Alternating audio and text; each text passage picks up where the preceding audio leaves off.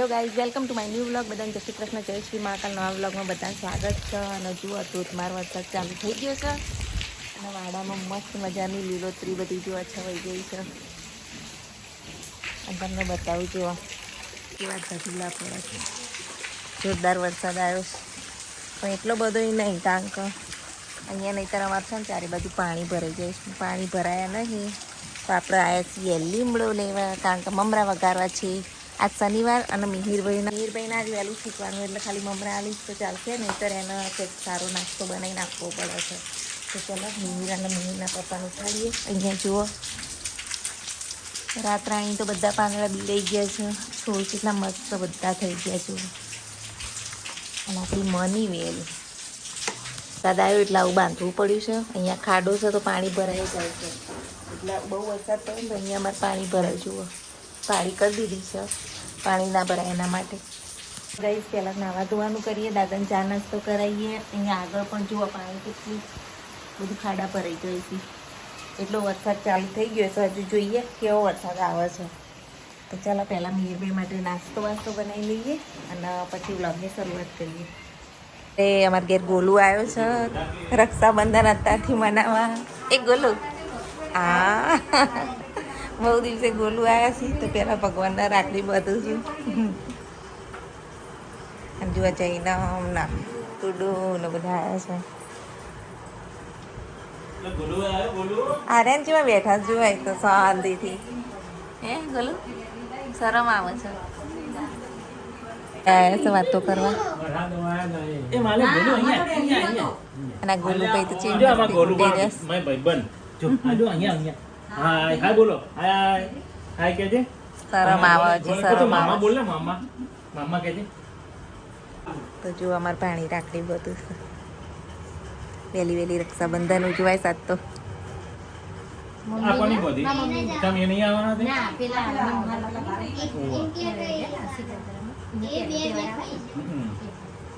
ને રાખડી બધું શું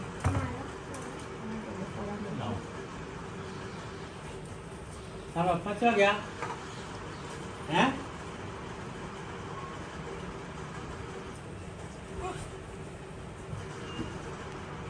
અમારે રાખડીઓ બધી દી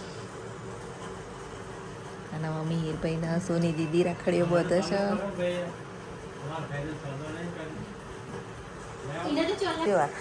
નાસ્તો કરવા માંડે સેવો. રક્ષાબંધન ઉજવાય. મિહિરભાઈ હવે બે બહેનોના પૈસા આલો છે. હેમંત માટે ચા મૂકીએ છીએ. મિહિરભાઈ ઘેડ્યા ટ્યુશન. અત્યારે ટ્યુશનનો ટાઈમ થઈ ગયો છે. રિક્ષા આવી ગઈ તમારી. ચલો ટ્યુશન જાઉં તારે 8 વાગે. હા મહેમાન આવ્યા છે ને ટ્યુશન જવું પડ્યું નહીં. જઈ આવો ભણ્યા વગર તો ચાલશે.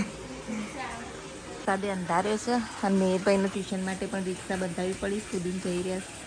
આજે બને છે ઇડલી સંભાર. તો અહીંયા દેખો તૈયાર અમારે આવું ખીરું મળે જ છે. તો ખીરું લાવી દીધું, અંદર મીઠું નાખવાનું હોય અને ઈનોનું એક પેકેટ નાખવાનું અને પછી બનાવીશું ઇડલી. અહીંયા દેખો મેં તેલ લગાવી અને સરસ માટે સ્ટીમ ગરમ થવા માટે મૂકી દીધું છે. થોડું થોડું ગરમ થાય ને પછી આપણે આ ખીરું એડ કરી દેવાનું. અને સંભાર બનાવવો છે તો સંભાર માટે જુઓ, તો સંભાર માટે દાળ પલાળી દીધી છે. પહેલાં આપણે બનાવી દઈએ ઇડલી. ભાઈ આ ગए ટ્યુશન से. કેવું રહ્યું આજે? ઇડલી સંભાર.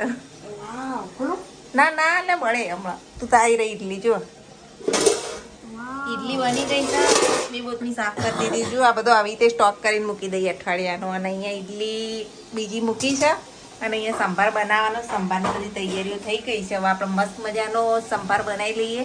અને સંભારમાં ગાઈઝ હું આ મસાલો નાખું છું રામદેવનો. અને ઇડલી જુઓ તો ગરમ ગરમ મૂકી દીધી છે. ઈસમાં મૂકી દઈશો ભાઈ. બીજી ખાવી જ કહેજો, અંદર રસોડામાં પણ દઈશ. અને આપણે જુઓ ગાઈસ દાળ બી પીવાની મજા આવે. વાટકીની દાળે લીધી છે. અહીંયા ઇડલી લીધી છે. ઇડલીની ચટણી ઇડલી. ચાલો તો તમે પણ જમવા. આ શું લઈને આવ્યા આટલું ભારે? તો ગાઈસ જુઓ અત્યારે 7 કિલોનું પાર્સલ આવ્યું. મિહિરભાઈ શું લાયા આવો આટલું? અંદર 7 કિલોનું પાર્સલ છે. શું છે એ તો મને ખબર નહીં ગાઈસ. મને એવું લાગે કે મારા માટે કોકે ગિફ્ટ મોકલી. એક કંપનીમાંથી આવ્યું છે પ્રમોટેશન અને આમાં જે પ્રોડક્ટ હોય ને એની મારે રીલ્સ બનાવવાની છે એ હકતી નહીં. અને આ જે પ્રોડક્ટો આવી ને એની મારે રીલ્સ બનાવવાની છે. મારું પ્રમોટેશન આવ્યું છે અને અંદર શું શું છે નહીં આપણે જોઈએ. હેડો હવે અત્યારે તો ઉપડાતું જ નહીં જુઓ. તો ચલો તમને પણ બતાવું કે અંદર શું શું છે. ચલો તારે અનબોક્સિંગ કરીએ. જુઓ ગાઈઝ, આ રહી કંપનીમાંથી આવ્યું છે પ્રમોટેશન. અહીંયા તો એડ્રેસ છે અમારું એટલે નહીં બતાવતા. એડ્રેસ મેં મારું તો એ કરી દીધું. તો ચલો આપણે અંદર ખોલીને જોઈએ કે શું શું છે. ચલો ગાઈઝ જુઓ, મિહિરભાઈ અનબોક્સિંગ કરું છું. મેં કીધું મિહિર તું ખોલી આલ મને બોક્સ. અંદર શું શું જોઈએ. મમ્મી માટે ગિફ્ટ મોકલી. પ્રમોટેશન એટલે આપણે તો ગિફ્ટ જ સમજવાની, એવું નહીં સમજવાનું કે પ્રમોટેશન છે.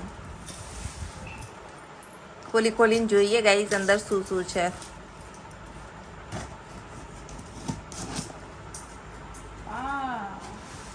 શું છે?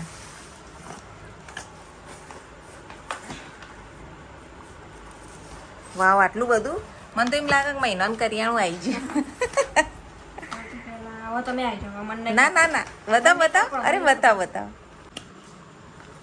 Schezwan hot and spicy sauce. બીજું શું છે? વાવ, ટોમેટો સોસ. બીજો એ મીર આટલો બધો સોસ કોણ પીશે? હા તો પીવાય એટલો જ મોકલ્યો. ये क्या है?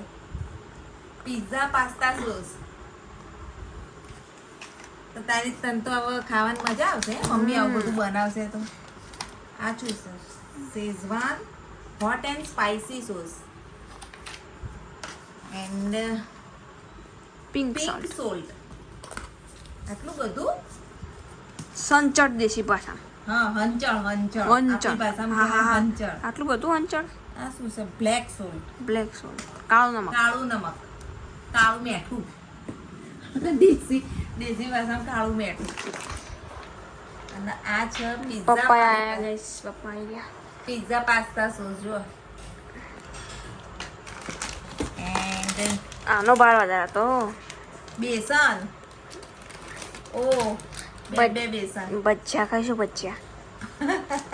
કોની ભજીયા અને સેવો ને જે બનાવો એ બનાવી દઈશું. તો આ બધું પ્રમોટેશન માટે રીલ્સ બનાવવાની છે એટલે આ બધી પ્રોડક્ટો અમને કંપનીએ મોકલેલી છે. કંપનીનું નામ શું? કંપનીનું નામ આમાં લખેલું છે. જુઓ, આની ઉપર બતાય. ઓઝત. જુઓ ગાઈસ, કંપનીનું નામ. દરેક જણા પ્રોડક્ટ ખરીદજો. અમે પહેલાં વાપરીએ, યુઝ કરીએ, પછી તમને કહીશું કે પ્રોડક્ટ કેવી છે. બધી રીલ્સ મારી ઇન્સ્ટાગ્રામ આઈડીમાં આવશે, ફેમિલી રિયલ બ્લોગ આઈડીમાં. આ બધું જે બનાવીશું ને એની રીલ્સ અમે મૂકીશું. તો મિહિરભાઈ તો જો આ બધી પ્રોડક્ટ આવી ત્યાં પાછા જોવા માંડ્યા છે.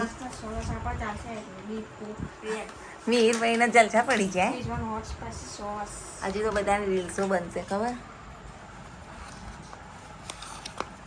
ઓઝાત કંપનીમાંથી છે બધું.